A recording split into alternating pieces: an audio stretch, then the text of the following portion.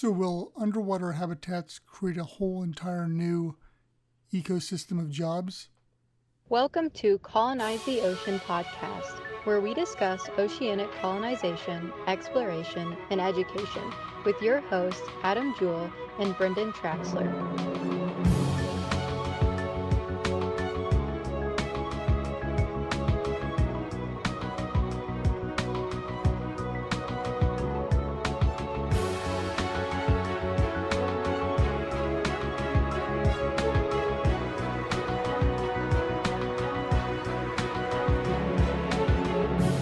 So on our last live stream that we did, which actually the podcast comes out tomorrow of the time this airs, so this comes out on Monday and it comes out on Tuesday.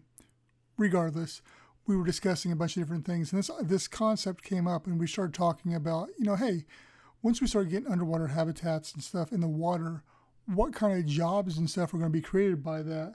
And it's something that we've talked about in the past a little bit, but we decided to dive into it a little bit deeper.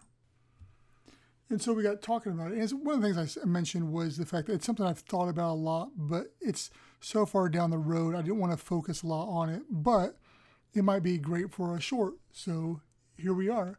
So anyway, when you get thinking about it, is what kind of jobs are going to, first off, be needed to design and build underwater hotels or underwater habitats, businesses, whatever.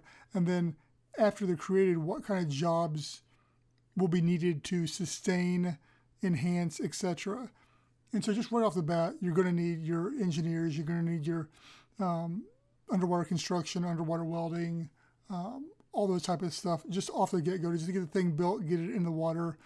So those are given. And then as you want to expand upon that more, you can start thinking, well, what kind of things do I want?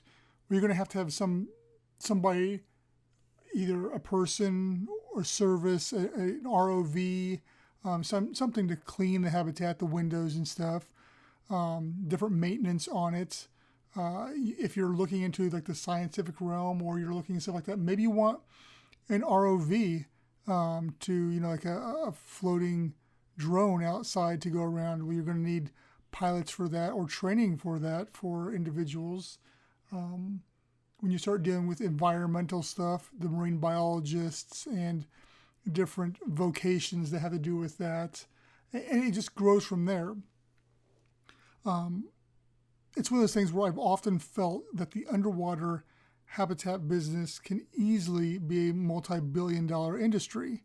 But then you start looking at all the little branches that come off from there and how big this can really be and how many jobs something like this can bring.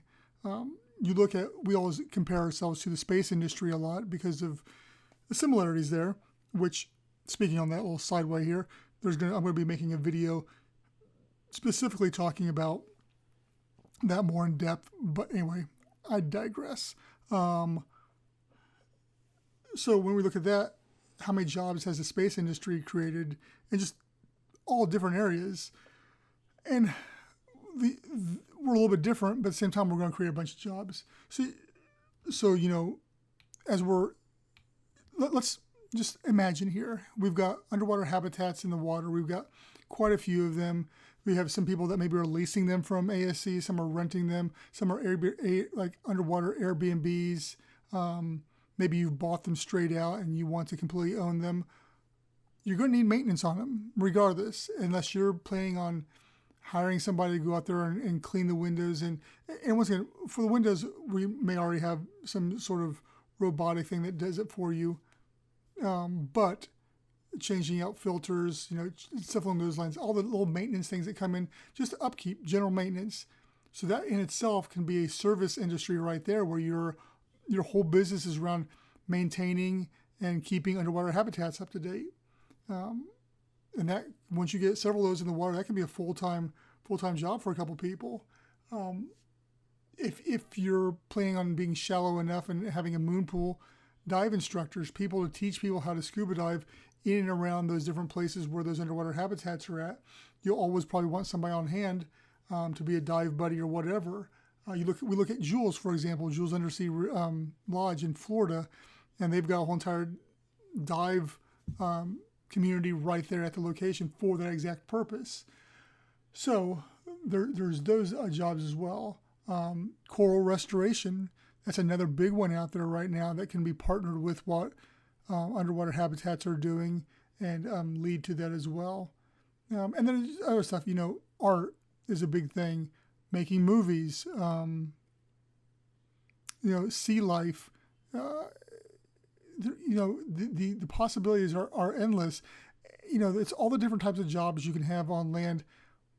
Plus, there might be some new ones that we're able to come up with as well. There's going to be VR and AR experiences that people are going to want to do.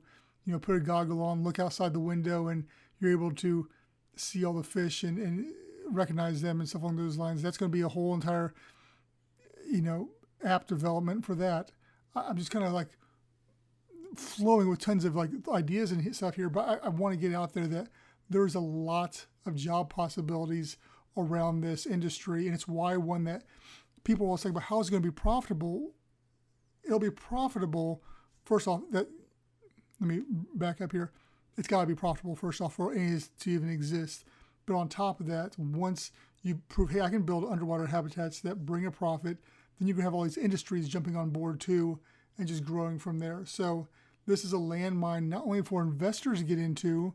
And this podcast, this short wasn't meant to be a ploy to investors, but get people thinking that, hey, there's a lot of jobs out here that we can create. There's a whole entire industry, an underwater maritime industry that we can get and model around the underwater habitats.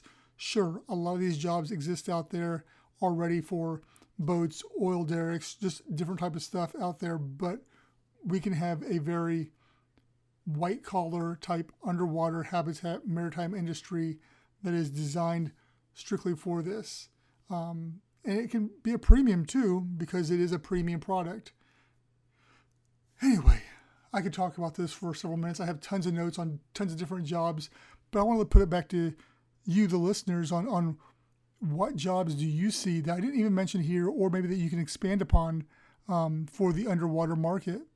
And I'm sure everybody out there that's listening to this has got somebody that's in some kind of industry to be like, oh man, I could do that underwater. I'd love to do that underwater, or they already were in the underwater field. So, once again, to cut this off, I'm going to end the question with, if you had underwater habitat or underwater habitat business like ASC, what kind of businesses, side businesses would you want to be creating, or what side businesses do you think need to be created to support or add value to those underwater habitats?